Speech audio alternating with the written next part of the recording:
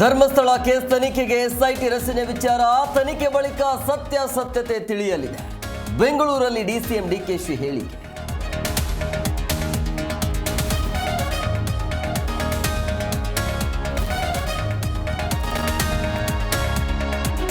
ಧಾರ್ಮಿಕ ಸಂಸ್ಥೆ ವಿರುದ್ಧ ಸರ್ಕಾರ ಅಪಪ್ರಚಾರ, ಸರ್ಕಾರದ ವೈಫಲ್ಯ ಮುಚ್ಚಿಕೊಳ್ಳಲು ಎಸ್ಐಟಿ ರಚನೆ, ಶಾಸಕ ಅಶ್ವಥ್ ನಾರಾಯಣ್ ಆರೋಪ.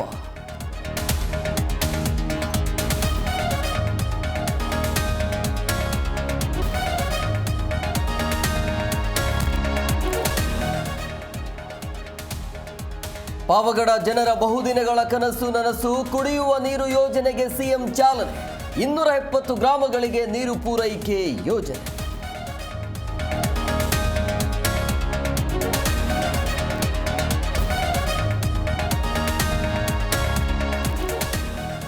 ರೌಡಿ ಶೀಟರ್ ಬಿಕ್ಲು ಶಿವನ ಕೊಲೆ ಪ್ರಕರಣ, ಆರೋಪಿ ಜಗ್ಗನಿಗಿದೆ ನಟ ನಟಿಯರ ನಂಟು, ಸಿನಿ ತಾರೆಯರ ಜೊತೆ ಜಗ್ಗ ಇರುವ ಫೋಟೋ ವೈರಲ್.